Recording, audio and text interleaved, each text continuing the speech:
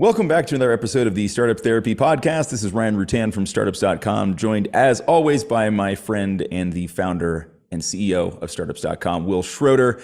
We are also joined by a whole host of our founder friends from the startups.com accelerator. So this will be one of those episodes where first you have to listen to Wil and I drone on for about a half an hour, and then you'll get to hear from other really cool, smart founders. Way more interesting people in all likelihood.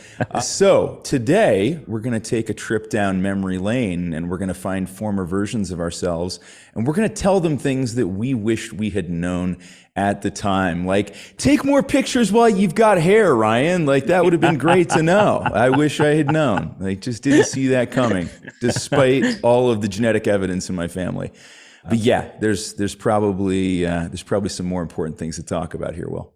Here's the thing. I think over a bunch of episodes, we've had what we call the Marty McFly moment, where if we could have gone back in time and like saw our former selves and we could have had a conversation with that idiot, what would we have said? And how would that have been taken? I can already tell you it wouldn't have been. But essentially, it's an encapsulation of all the stuff that we've learned that we finally come to understand it's true. And part of this is hoping that folks that are listening can either identify with it, exactly kind of what we've gone through, or if everything goes really well, one person ever listening to this will go, oh, I'm actually doing that right now. Maybe I shouldn't do that. And then this will be worth the whole episode if we can get one person to do an about face. So what I would say is, I've got a list. Ryan, you put together a list of kind of all the things you would have told former self. And this former self is in the context of being a founder. What are the things that we wish we had known? And that stand to be fairly universally true. I'll kick you off the first one, Ryan. You tell me, where your head's at from there. I wish I could have told my former self, I could have gone back 30 years when I first started my first company. And I could have told that pimply-faced idiot that you actually have 50 years to get this right. 50, probably more. I didn't think I'd live that long, but probably more. I was going to say, if you do the math on that, Wil, that means you've only got 20 years left. Oh, right? Yeah. That's probably... Figure this shit out, man. Yeah. But here's where we mess it up. Especially when we're young, when we're in our 20s, because it's the only professional years we've ever had. At that time, if I'm, say, 27 years old, I'm like, I've had 27 years on the planet, sort of. You've only had about 7 years, best, probably less, as a actual adult. And from there, it's the only reference you have to everything that's ever happened, right? So in other words, pretty limited purview on the world. Yep. If there's a progress bar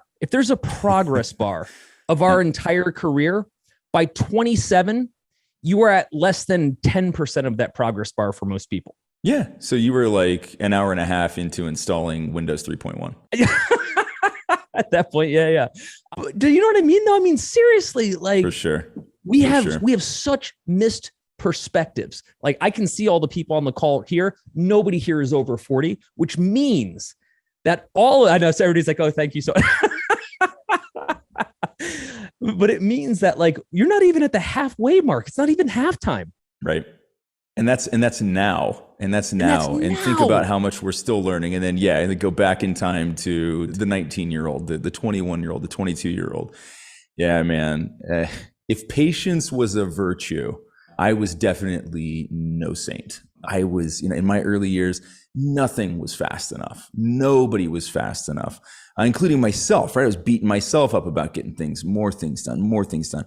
Caused me a ton of stress, caused a ton of stress for the team, which ultimately slows things down. Having that sense of accountability and responsibility and a get shit done attitude, super important. But we also have to obey the speed limits of human sensibility at the same time, right? I had zero speedometer at that point. I was just like, how fast are you going? Right? I don't know, not fast enough. That was always my answer.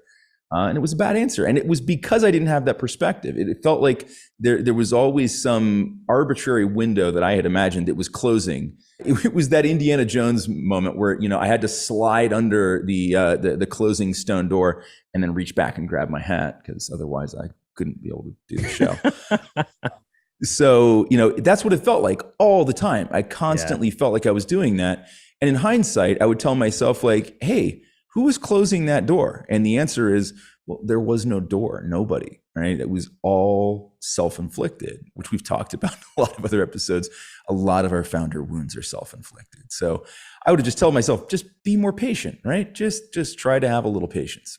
I think when you're first getting started, in your early 20s, no matter what you're doing, startup work or otherwise, you've got a head of steam. It hasn't occurred to you how abysmal failure could be because you haven't had it yet, right, in a meaningful way.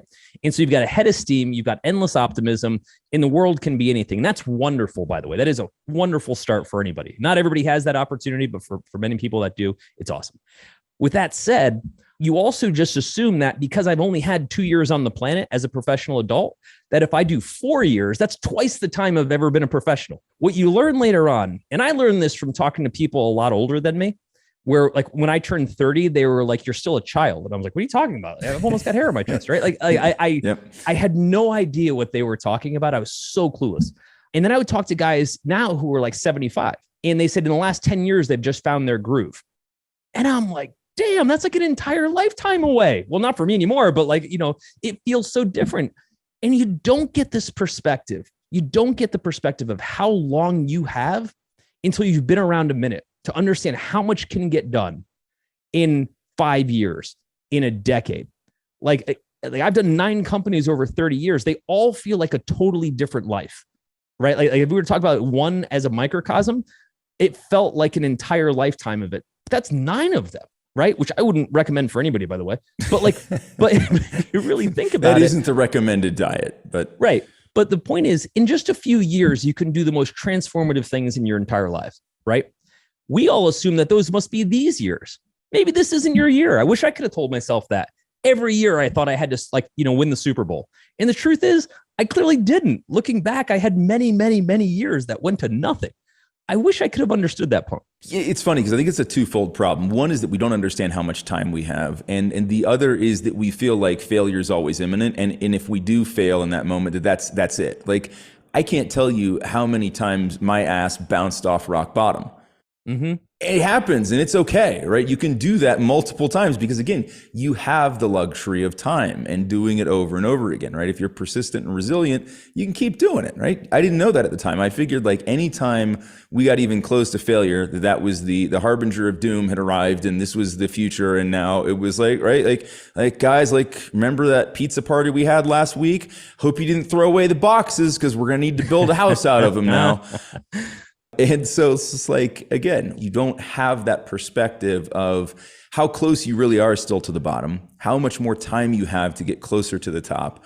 Your sense of relativity is so poor at that point that you just got to be patient. Just be patient, Ryan. I agree. I also don't think that an earlier age in our life and as we get older, because again, we're doing a look back, so we're typically talking to somebody younger.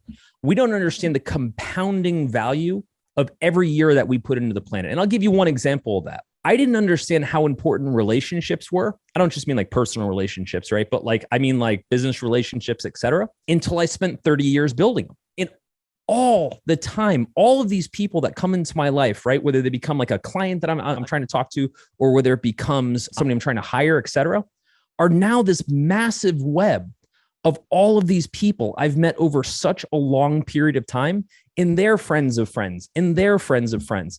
Next week, I have lunches booked every single day. And every single day, I was just noticing it today, it's from somebody I met 15 years ago or longer. And the reason that's interesting is because early in my career, I thought relationships were, I don't want to say disposable, because that's not really my style, but like, I didn't understand that if you fire somebody, right, that it's not just that one moment, that one day, it's everything. They go to talk to more people and that creates a chain of events. And then a year from now, you're trying to hire somebody else, but you don't realize that that person was like, don't ever go to work there, right? Because right. You've put that out there. As you build these relationships, good and bad, they manifest. And if I had understood the value of planting those good seeds and the cost of burning the bad ones, I would have been way more careful. I don't think a lot of people see that until you've seen both sides of it.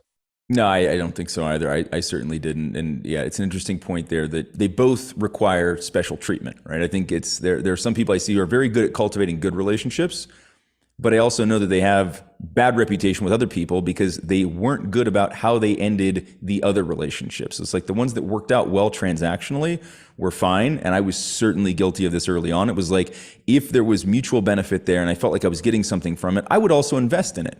But if I wasn't getting something back, then I would just assume there was no value in that and I would just cut it off and I wouldn't end it well, wouldn't necessarily end it badly, but I wouldn't make sure that that connectivity was still there. And it was a huge, huge miss. And I talked about this a couple episodes ago, but kind of growing up in this household where there was this performance culture, one of the things that I think made me discount the value of relationships was this idea that I should be performant, I should be self-reliant, I should be able to do things myself, and therefore I didn't seek out the right types of relationships. I think I sought out relationships where people appreciated what I could do. They were like, yeah, wow, that's amazing. That's great.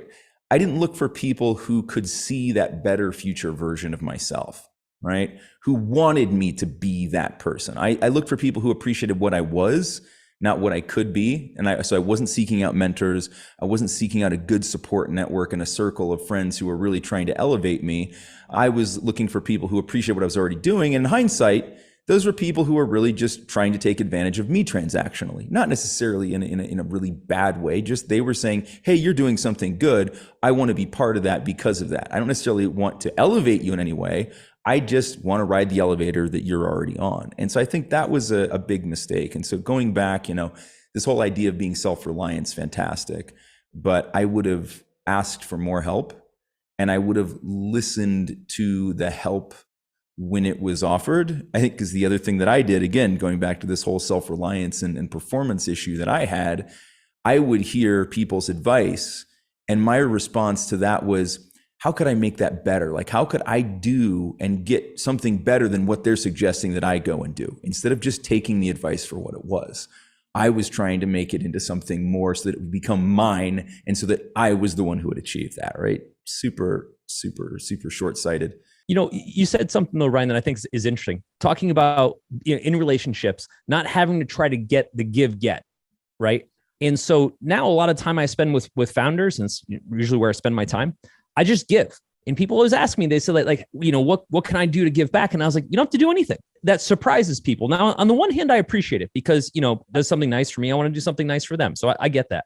But what I've found, and the reason I have that response is because you sort of don't need to have a transaction. If you put good things out there, you have no idea which ones are going to return, but you just know collectively that they'll return. And if I tried to explain this to myself when I was younger, I wouldn't have been able to do it because you have to have experienced it. You have to have gone through it to see how it actually works.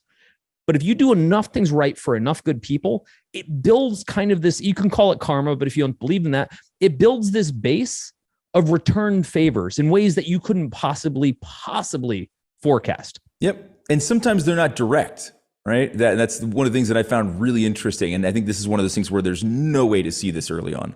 But in hindsight, I have found that people will come to me and tell me, hey, somebody that we mutually know helped me out. And they said the reason they did that was because at one point you did something for them, right? And it's like, holy shit, right? Like the universe just delivering this back. So it's, to your point, you don't know how these things are going to come back. Sometimes it's through a direct return on the favor. Sometimes it's somebody else doing something good, but you're referenced in that in some way. I just had this conversation with the founder last night, actually. I picked up the phone and hopped on with somebody who was considering joining the network. They just wanted to pick my brain. And at the end, he was so happy with everything that we'd talked about. He's like, man, what can I do to give back? And I said, your point. You don't have to do anything. I don't expect anything from this, but I feel like I want to. And I said, well, then, join the network and be helpful to other people. I didn't mean it. I didn't mean it in the way of, like that. Join. It was, you'll find somebody who's going to benefit from your expertise. Right. And that's what we're looking for, right? It's that collective give. If I were to build on that though, the kind of relationships matter part, there's another part about how you end relationships is how the relationship went. Right. In other words, people remember the jobs they worked at, but they sure as hell remember getting fired, right? People remember the relationships they have, but they sure as hell remember breaking up, right? How it ends often is the relationship. And I think what ends up happening is, let's say we've got somebody that's worked the company for 5 years and they've been good. It's been a good relationship. But at the end, maybe there's some kind of friction or something happens and we leave on a shitty note. What we're really talking about is maybe a week, a day, 10 minutes of negative energy, erasing 5 years worth of, cash in the bank, if you will. You allow that to define the entire relationship at that point. And that becomes how you're remembered. And so for things like, again, when we have to let someone go, which sucks, but whatever, we try to be mindful of it. We try to be mindful of making sure that they understand that even if things didn't work out, we still care about you. We still got your back. Like there's almost nobody we've ever let go of that we haven't said, hey, what can we do to help you here? And nobody likes being let go. The same with when people just leave, they quit and go somewhere else. Our first answer is always, what can we do to help you going forward? Because that's how we're going to be remembered. It's also just the right thing to do. But my point is, I think had I understood how important those last moments were to define the future moments, I would have invested way heavier. I looked at letting people go as kind of transactional. It's just something you have to do in business. And I'm a sensitive person. It wasn't like I wasn't caring about people's emotions. I just didn't understand what happens afterward. Now we understand. Yeah. If you remove the morbidity from it, the ending of it should be a bit like an epitaph, right? You want it to read well, right? You don't want it to read poorly. To put a cap on this entire thing and to follow on that point, just around relationships in general, the other thing I would have told myself is to just be kind. A lot of what you're talking about now is kindness, and it's be kind, be compassionate, and to yourself as well, right? To, if I could go back and help myself in probably the biggest way, it would be like, take it a little easier on yourself, man. Like beating yourself up a little bit more than you need to. And it's not helping anything. You don't say. Yeah, because, kindness it goes such a long way in terms of maintaining the dignity and respect of others and for yourself. And I think that was when we actually did another episode on this, where we talked about, parting ways and how those relationships end and how they're remembered. That was a big piece of it, right? It's like, how do you let people go on with dignity without fear, right? And I think that kindness is the answer to that. Right. I agree. Other thing that I learned was I have the ability to say no. It did not occur to me. Here's why it didn't occur to me. And I've got kind of a funny story of like who taught me this lesson in the most inadvertent way possible. When I was growing up, whenever somebody asked you to do something, the answer was yes. Like if somebody said like, I have work for you, the answer was just yes. And then you find out what the work is or if or how you're getting paid, right? It didn't occur to me that you're allowed to say no. It wasn't like I was just such a hard work ethic. I just never had the option. And so years later, this is like 10 years ago when we were first starting startups.com, this designer comes into our office and I'm interviewing him.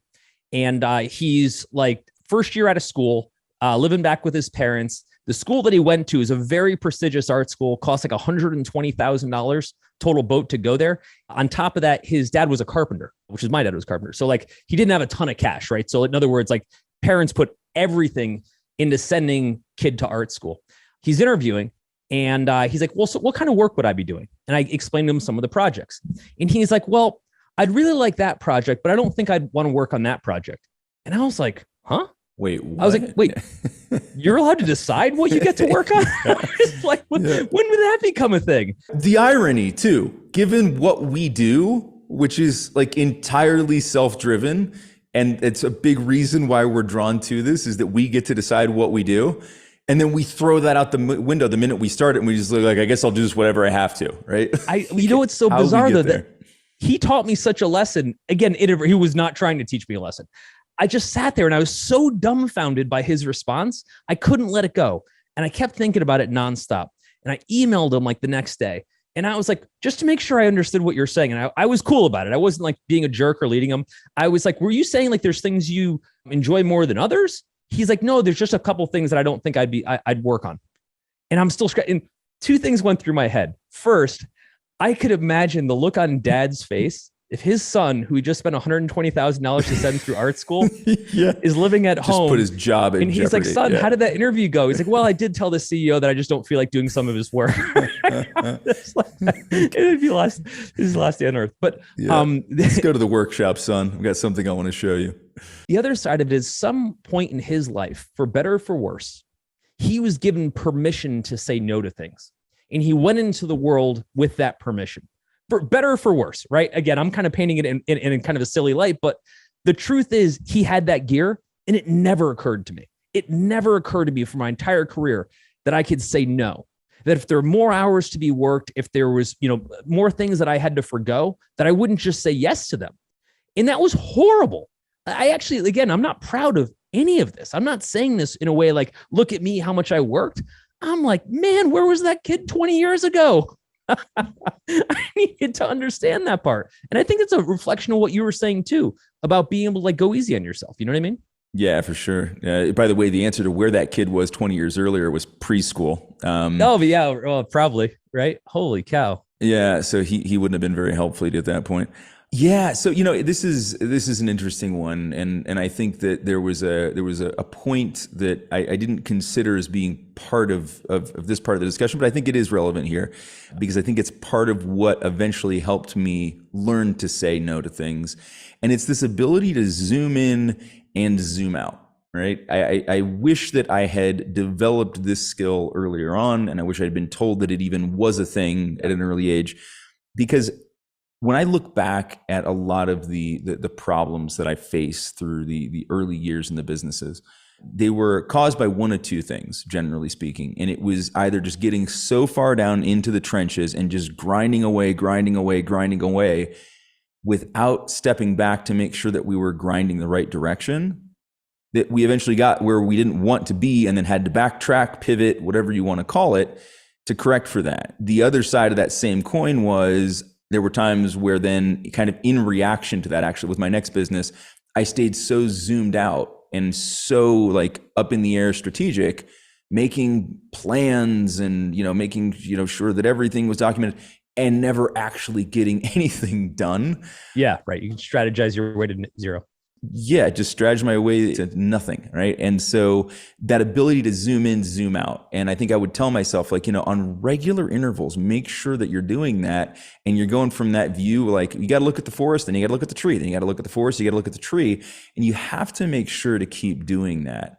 Otherwise, I think you do end up saying yes to a lot of the wrong things because you don't have the context for why you should say no, why it's okay to say no.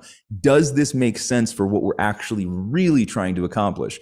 Does this align with the North Star? Hell, do we even have a North Star? Did we get that far?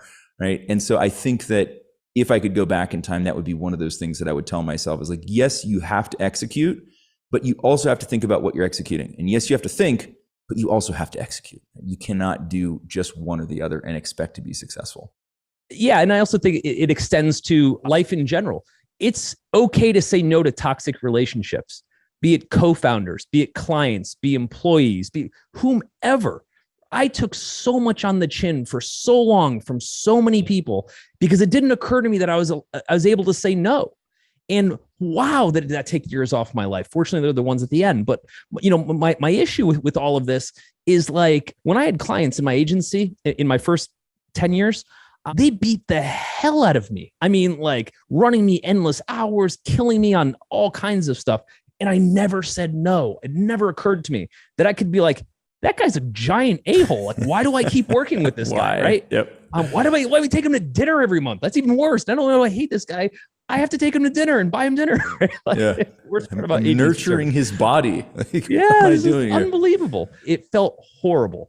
Or when I felt like I was in a position with maybe somebody that I hired and I let them put me in a leverage position, right? Maybe if I let go of them, we would lose sales, or maybe I let go of them, we couldn't ship product, or you name it. And I felt like I felt trapped. And it wasn't until enough of these kind of moments went by until finally I started to realize that I can just say no. I can just be like, actually, you know what? Yes, we're co-founders, but I actually don't want to work with you anymore. That actually never happened. But I could actually have that capability. Or to investors to say, like, I actually really don't like working with you.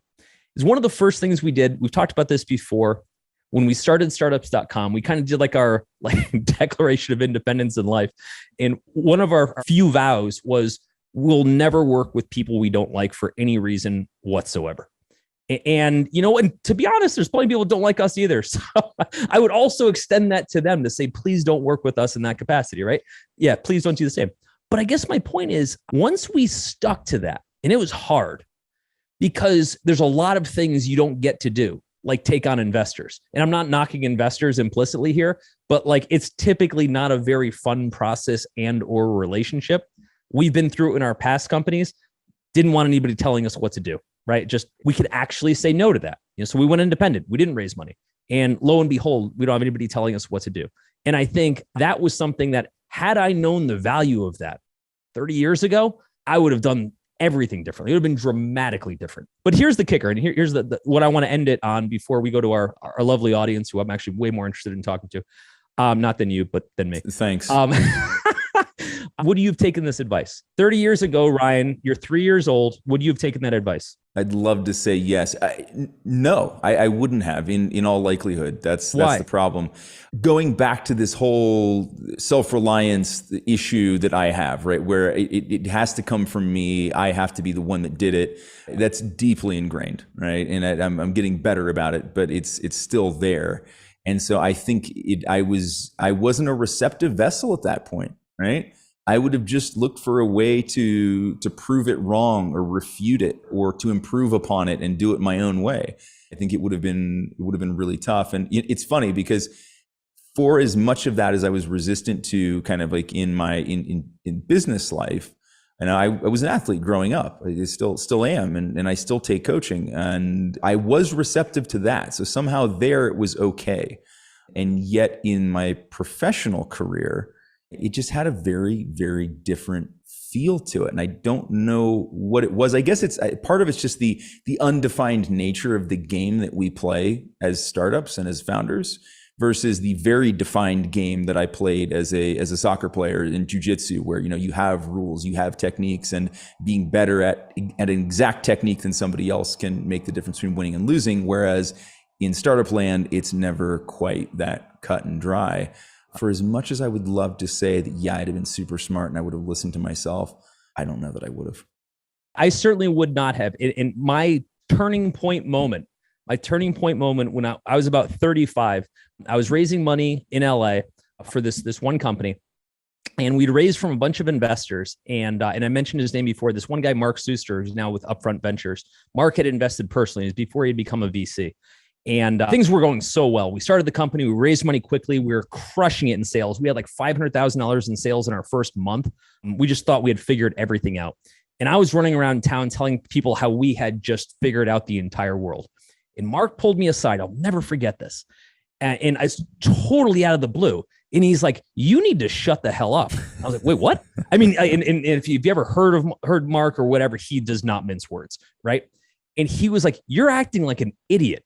And it was so funny because no one had ever like talked to me like that before. In retrospect, I'm so glad he did, because it was the only reason it got through to me. What he was saying, and he was totally right, was you're talking about how this thing's already won and you haven't earned it yet, right? You're going to turn a lot of people off. People are going to start betting against you because you know how that goes. And he said, when you go out for your next funding round, if you don't start getting people kind of on your side by showing some humility, who would have guessed, it's going to be a problem. Lo and behold, and at the time, this company Afford It was essentially what Affirm is now, or Klarna or whatever. At the time, it was right at the beginning of the financial crisis, or what was about to be the financial crisis. So I was about to go raise $50 million right when Lehman Brothers had just closed out for a high-risk consumer credit card, essentially, right? Trust me, yep. You could not have picked, right?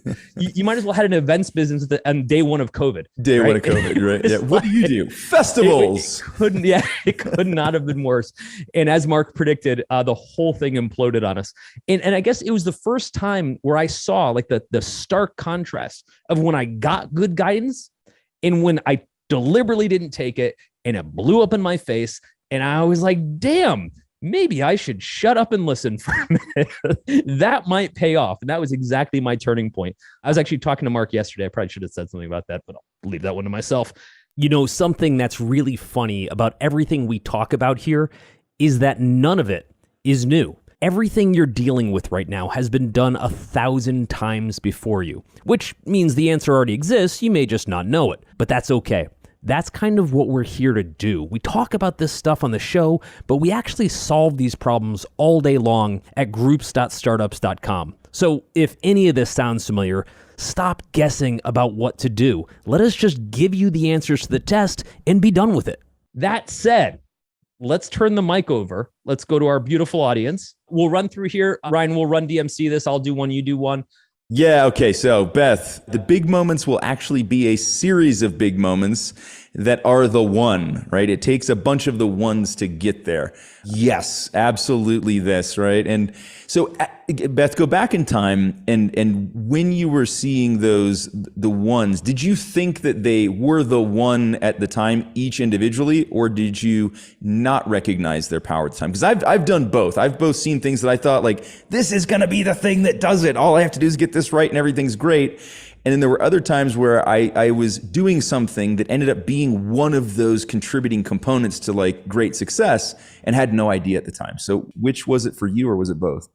I think the most poignant for me was I used to work in the ad agency business. And so when you're like a little girl and you want to be in an ad agency, then you have this like myth of being on Madison Avenue and like pitching or working, right? So that was like this epitome of what my career would be.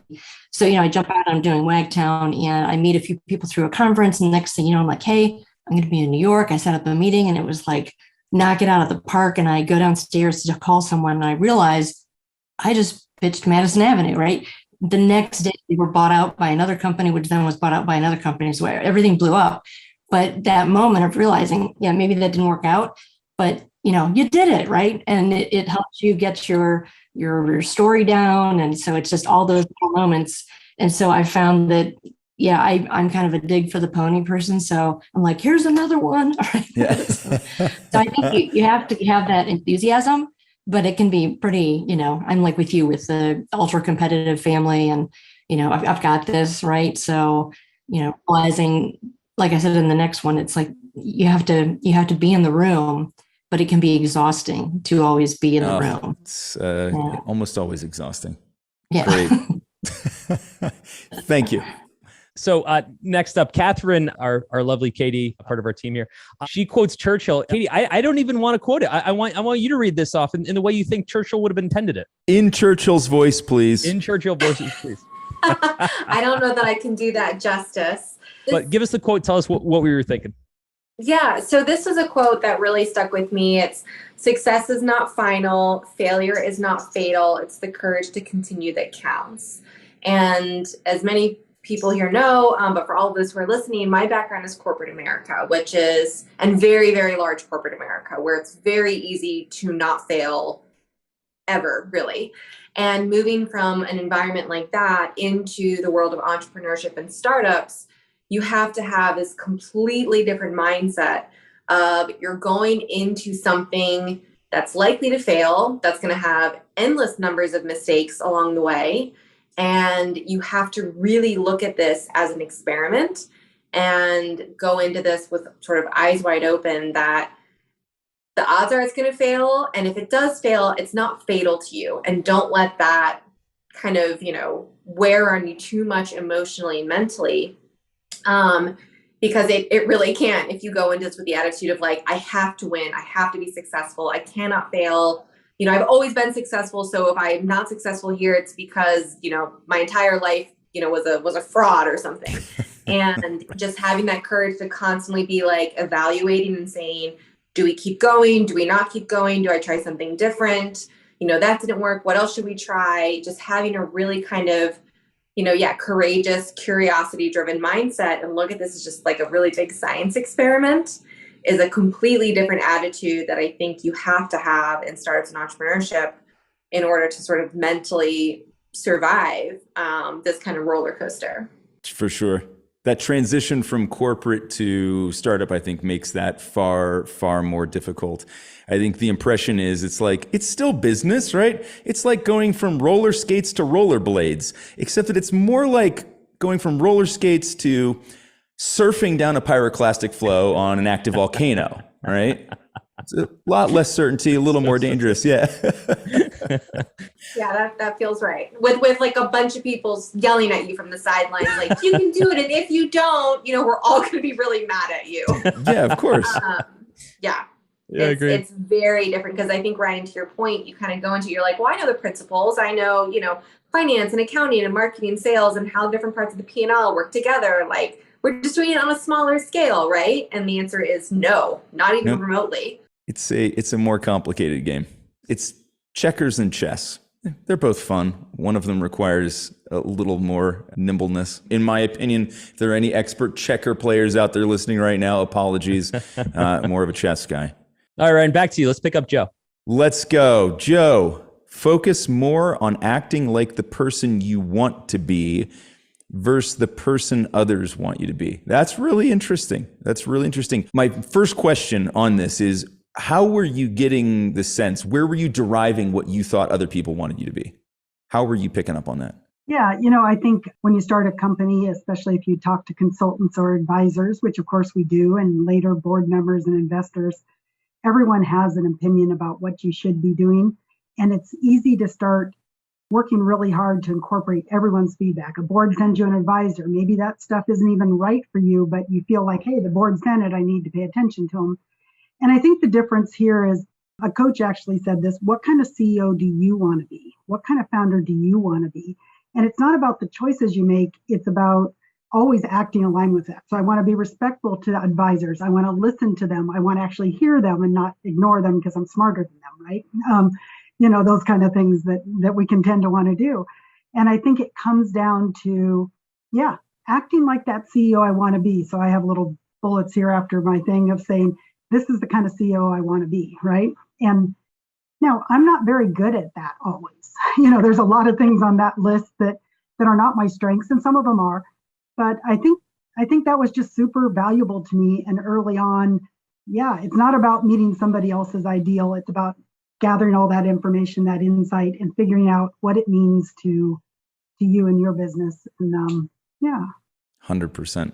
It's kind of hard to see the person that you are when we're in a business where there's so much left to prove. In other words, it's hard to create a lot of confidence in this business, the business of being a founder, when everything's kind of stacked against you from the get, right? It's almost like being in a sport where you're not allowed to win for a very, very, very long time. And in some cases where you don't even know how to win because the rules keep changing over and over and over and over. One of the biggest challenges I had earlier in my career is I didn't know what success was. So I never really felt like I could be the person I was trying to be because I felt like the goalposts were always changing. And it wasn't until I kind of threw it out the door and said, well, shit, apparently nobody else knows either. Like I thought everybody else had it figured out. And then I met those people and they didn't know anything. And so I was like, okay, I get it. Like, I just have to be like, okay with not knowing what the future is going to be. It's hard to do. Like, who wants that? And if we're innovating, that's the whole point. We're doing things different, and I'm listening to everyone who's telling me how to do it. And the fact that I want to do it different is the whole point of innovating. So I want to gather those insights and not be stupid about it, not be naive. But if we just try to act like everyone tells us to, we are not innovating. We might be building a good, solid business, but if you're trying to change how things are done, you're going to have to know that you're not going to stay right in the coloring lines. For sure. Yeah. Wil and I did a podcast we've done a couple actually, on advisors, on taking advice. And kind of to your point, one of the most important things, and we have to remember, it's incumbent on us as the founder to make sure and validate whether the advice makes sense, right? When we just start to wholesale follow what everybody does, and we see this from investors down giving us advice, advisors down giving us advice. We also see this where in early stages of product development, we try to react to everything every customer says, like, I think it'd be better if it was blue. We're like, let's make them all blue, quick, hurry up, right? And it turns out there was that one person that wanted it to be blue and everybody else loved the red ones that we had, right? So, making sure that we validate the source of the advice, making sure that we think about how that fits into the context of the overall thing that we're trying to achieve. Super, super important and really hard to do. Congrats on at least defining the list of the CEO that you want to be. And I will look forward to kind of following you on that journey and seeing how many more of those boxes you check. Oh, yeah. And it changes sometimes. Of course it does. I can learn and grow. Yeah. Yeah, agreed. All right. Jumping over to Cole. And I skipped a few folks only because I'm not sure if we got to everybody. I want to give everybody a chance to chat. If I missed somebody, my apologies, Ryan. Keep me honest here. And I'm definitely going to come back to Beth's other comment, but we're coming back. I have some major questions there. All right. Cole, perspective is why you hire a coach. Totally agreed. Or you belong to a community like this. Getting older gives us all the more perspective to offer to others. Why do you feel that way, Cole? It probably, talking about our younger selves, it probably goes back to when I was young. So my dad owned a landscape company, and I'd ride around with him in his truck when I was like, 8, 9, 10, hand him tools, feel productive. And he'd have the Tony Robbins tapes, right? Back when they were actually tapes in the truck. So I listened to Tony and got really involved in the coaching world for a while. I actually worked for Tony Robbins for a while, and a lot of my family and friends are all coaches. So like coaching is a big part of my life just by happenstance. But I feel like you look at the pinnacles of each area of life. I'll just use, sports as easy because it's so performance based. Like without a coach, what would a team be? Like you need someone sitting on the sideline saying like, hey man, or I guess golf is probably the easiest thing. Like, hey man, everyone has this one swing, the same ball, the same clubs, like super tight restrictions. Like try moving your shoulders up 1 inch and all of a sudden you're driving like Tiger Woods versus, weekend warrior at the driving range. So without that other person to have perspective that isn't behind your, weird neat vehicle eyeballs, like you can't make progress as fast. So, and obviously the more you've experienced, the better perspective you can offer. Early in your career, you obviously sought out people like a Tony Robbins, et cetera. What made you seek that out? A lot of people know they need help, but it's hard for them to kind of seek out that kind of advice. Like, how did you know that's where you needed to go? I think it was just like exposure at a certain point that, I knew I wanted to get better and do better than I did yesterday every day. I'm obsessed with stats and improving myself and improving things. And when I was in like 6th grade, I was the first kid in my whole school to have an iPod, but it was just full of Tony Robbins and like Brian Tracy and stuff. So like, amazing. My teacher would catch me listening to it. Like, what is that? Like, oh, it's a calculator. It's fine. I'm getting better with a calculator. This is incredible. You're the only 6th grader listening to Tony Robbins. That is absolutely amazing. Yeah. So I think it was honestly just exposure of like doing that program, seeing my life get better, my dad's life get better, my family. It's just, when you see people around you doing something that works and you do it too and it works, you keep doing it. Yeah, no, that's incredible feedback. I had Def Leppard playing in my Walkman that actually did not give me any advice whatsoever as to how the world was going to work at all, or a bad haircut. But so I think for me, the ability to know that you're supposed to be asking other people what the answers are is so powerful. It didn't occur to me. Like I knew I didn't know, but I didn't realize anybody would tell me. I was so lost. I was so on an island. What about you? Yeah, for me, it's similar. It was one of those, it was a situation where I had majorly screwed something up and then was talking to somebody about it. And they were like, oh, why didn't you ask me? I could have told you this, this, and this. And I was like, because it didn't occur to me that anybody else would ever have the answer, nor give it to me, right? And so it took one of those moments, kind of like when Mark Suster broke the emergency glass on your ability to listen. It took me having one of those situations where I realized that like, oh, yeah, that would have been way better than learning it from the hard knocks method. So it took the exposure to good information from somebody after the fact that would have helped me before the fact, right? So hindsight being 20/20, I was able to see what they meant. All right, up next, Ryan. Mate, I wish I had been less influenced to do things as a CEO by my co-founders and my investors and to do it my own way from the start. Can everybody else hear Frank Sinatra right now? Yeah. I think it's like you were mentioning, it's a problem because there's so much unknown and you should be confident in what you're doing, but then things don't go like up to the right. And then you start listening for more advice and what am I doing wrong? And you get the influence to do some decision that in your gut feeling, they're not right, but you still go, okay, we can try this. Yeah, maybe. And I should have not done that. I should go like, yeah, okay, thank you for the advice, but no, we are not going to do that. So, but you don't know at the time because when I was first starting, anybody with gray hair to me was Yoda. I was young. And so like anybody that just had gray hair, which is hilarious, like how easy it is to get, was like so smart and they were so wise. And as soon as they would tell me something, and by the way, they were so wrong in retrospect, right? They were well-meaning. Okay. So I don't want to knock them. They were like, I'll never forget. I was in this group. If any of you guys have heard of YPO and stuff like this was earlier in my career. Speaking of gray hair.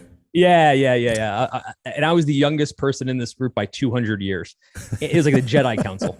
And like, anyway, so I'm in this group, which is hilarious because like, this is me talking to my former self. And so this agency that I'm running is growing. We're like one of the first web design agencies and things are taking off. And we hit like $1 million in sales. And I remember talking to this group about it, or it was more than that. And I remember talking to this group about it and they were like, sell immediately. And I was like, oh my God, I'm supposed to sell this thing immediately, because they were like, look, you're like 22 years old or however old, old you were at the time. And they were like, there's no way this is ever going to get bigger. This internet thing is never going to be a thing. Right. And like, you need to get out now while you can still make money. And but I'll never forget this, and go back to college with your college paid for. I was like, wow, they're probably right. That's exactly what we should do. Right. I mean, holy shit. Right. Yeah. Like, that would have changed colossally things. bad advice to take ever. I had a few times where I took advice that, kind of like you were saying, Mate, where you had a gut feeling against it. But kind of to Will's point, I didn't have any way of really knowing who was going to be right. And I consciously thought, and I'm embarrassed to admit this, I consciously thought, at least if I take their advice and it fails, it won't have been my fault. Right? Like, what a shitty way to approach a decision. But that was exactly what I did. I was like, hey, look, at least it's de-risking it for me. This is good. It could potentially destroy the entire company, but at least I'll be able to be like, well, so-and-so said this, and that's what happened. So it's not my fault, see, that none of you have jobs anymore. But that was it. Like, I had the actual thought, and I'm embarrassed. Like, if in hindsight, it was sort of like, I realized that there was this deep thing that happened. No, it was a conscious thought where I was like, well, at least it'll be somebody else's fault, right?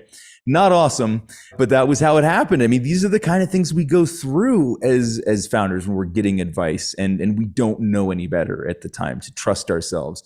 And what I did find out later in life was that even when I took advice that turned out to be wrong, or I made a decision that turned out to be wrong, I was always happier when I went with my gut, even if I ended up being wrong, than when I went with somebody else's advice and it ended up being wrong, right? I'd rather be to blame at the end of the day. It's just easier.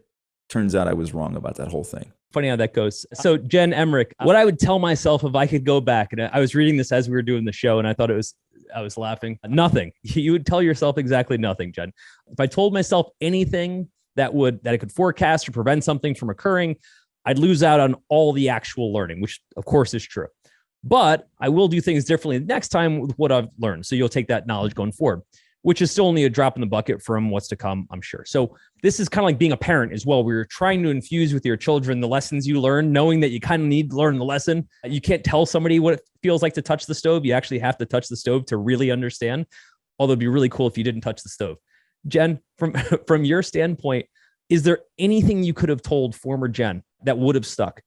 I'm still going to stick with no, because for me, actually, the most valuable part of this whole process has been the actual learning, even when it ends up looking like a disaster. I probably would have asked myself a question. I probably would have asked myself, okay, if this doesn't look like how you want it to look like in the end, if this doesn't go the way you want, do you still want to do it? So I probably would have asked myself that, and that's it. And if I said yes, okay, you go. But I don't honestly think I would have told myself anything, because I don't think I want to learn something necessarily before I screw it up first. And that just may be my own way of going through life. I want to have the experience of screwing it up, so I value the right way to do it. I desperately want to talk to you in 20 years and see if you would advise yourself to take a different approach on what you just said today. We'll find out. Very likely, because I'm doing it right. This is the whole thing. I'm doing it the wrong way now. Here's the counterpoint to all this. I'm going to use science. If we look at Back to the Future, right, where you get to go back and change history and it works out for the better, and we look at butterfly effect, where, making these little changes in the past have these massive rippling effects into the future, and go by the Rotten Tomatoes scores alone, I think we can agree we should go back and give ourselves advice. But I agree on the learning part too. Seriously, there is a version where you do have to learn it, but I kind of wish I was a little better armed. Actually, this is kind of a good example for, what we've got going on at startups.com, kind of what we do here. It's, of course, we all have to learn as founders, but me, Ryan, and a whole crew here, and really all of you helping each other, are kind of like, it'd be a little bit cool if it wasn't as hard as it needs to be. Like if you're like, hey, I'm going to go raise funding, and you're like, okay, we could let you go and make all the mistakes that you're about to make. You're about to call on all the wrong people. You're about to send a mass email to all the investors at once. You're about to say the most ridiculous stuff in your pitch. And I know you're going to do it wrong, but I just want you to not do it wrong. But there's a cost to doing it wrong, right? Because you actually do need that money. So it's this weird thing where you kind of want to give somebody like a bit of a guiding hand, kind of like, again, in this case, I'm going to think about it the way I do with my kids. I want to give them a guiding hand, but I also want to make sure they learn. I just don't know the learning has to be as hard as it was for me. That's the only difference I could see. Yeah, I'd agree with that. I think we want to be careful, like how primitive we go with the learning, right? Like there's a difference between me handing you a stick and a rock and turning you loose in a forest and just seeing what you learn versus telling you, I want you to play golf, right? Yeah, you could take it too far. All right, let me jump to Beth. This is from earlier, Beth. Be in the room. When you're exhausted, discouraged, or introverted, good one, go to the meeting, the event, the conference, then get ready. Something always amazing always happens in those moments. Be ready to notice it and act on it. Beth, why'd you say that? Because it's true. I have, some health issues where sometimes I'm just exhausted, whether it be mentally or physically, or I am introverted, right? So, you come off as being this confident person, but in reality, it's hard for me to go to every meeting that I go to. So, I've had that in my head now because I've had it happen enough where it's like, I don't want to go, but then all of a sudden I find myself talking to this person that is the exact person that I need to talk to right now. After I learned this, right? Like to Jen's point, it's like, well, now I know better from this screw up. And now this person's standing right in front of me. And if I had known this then, I wouldn't have pitched this person who was wrong. You know what I mean? It's just all this stuff starts to fall into place. But you have to be in the room. Just if you're in startups and you really want to be successful, you have to be in the room, whatever that room is for you. Agreed and understood. I'm going to react to something really specific there, which is another, introvert who extroverts when he has to. I find that to be one of the causes of exhaustion for me. Like I notice that when I'm put into a position where I have to be in the room, when I have to fill the room, then there will be a period after that where I'm just dead tired, exhausted mentally, physically, and it happens, right? And I have to be aware of that and I have to manage it. And I try to plan accordingly. Like there used to be times where I would agree to doing things as part of where coming, like the saying no thing. I got invited to speak at like 3 things in a row. We're like, 2 days in a row and then like another couple of days later. And I thought like, if I do that by day 2 or 3 of this, I'm going to be a disaster and I'm not going to be worth listening to. And so I think recognizing these things about ourselves and kind of knowing some of these limitations that we have and not being afraid of them and working around them. And while we're on the topic of not being afraid, I want to return to the comment you made earlier about not being afraid to be a woman. And also need to understand the thing about not eating the last peanut M&M. I got to know. Well, the last peanut M&M thing will be the most important thing that we learn today. So don't jump off before I get to that, because I guarantee it'll change your life. But when I was younger, I'm 55 or almost, I used to sign my name as B. Miller. I would imply that I was not female. I wouldn't say that I was a man, but it gets you appointments. And I purposely didn't join the Women in Business Network because I'm like, I don't want to get business because I'm a woman, just like I don't want to be paid less because I'm a woman. But there were so many ladders and help that I would have had along the way. But I rejected the idea because I was always like, anything boys can do, girls can do better, that song that I learned when I was growing up. And so you get that I can do it myself kind of mentality. And I missed this huge, cruise ship of people that would have, introduced me to people and helped me have perspective and, learn from them. So that's what that one was, is, kind of to get out of your own way and realize where you have these hard, fast rules about who you are and what's important to you. And, you grow to, I forget who was pointed, it was the grow thing. So here's the thing about the peanut M&Ms. So has anybody here not had a peanut M&M? One person? Okay. So this is generally going to be helpful for people in this room. Have you ever had a bad peanut M&M, like where the nut went bad? Okay, and that's, how bad would you say that is on a scale from 1 to 10? Like 1,000? I'd give it a 8.9. Yeah. Right? You can't. That's what the last M&M is for. I can conjure that burnt flavor now. I'm feeling it. That's what the last one's for. Because if you get that second to last one, that should be your last one. Because what if the bad one is the last one? You have no other M&M to wash it down with. Wow. Sage-like advice. What if we just hedge our bets and always have 2 bags? Yeah, seriously. Oh, now that is a good plan. I'm planning ahead. But not the last bet, not the last one on either bag. Okay, I will agree to that. Here are a few things that I just want to kind of take away from this. I think we're all of the opinion, or kind of same mind here, that there's only so much you can control for. Like there's only so much you can go back and like change yourself. Like some of it you actually do need to kind of like, earn it and go through it yourself. But at the same time, in my feeling, and when I talk to a lot of founders, we kind of also suck for seeking out that help, right? Like I tell founders all the time, don't guess. Like all the things you're about to do, everybody that's sitting in this room, everybody that's listening has been figured out a million times before you. And there's someone probably on this call or in the network that actually already knows this answer. Every single person we do a pitch deck with, they come to us and say, hey, I'm putting together my pitch deck. It's so hard. It's like, dude, it's been done like thousands of times before. Like we can actually just give you the answers to the test here. And I think that same concept, that same mindset is what I'd love to see more people change, to be able to say, I actually don't have to figure everything out from scratch. There are people that have done this a million times that can probably make this 50% easier. Hell, if it's 10% easier, it was worth seeking those people out.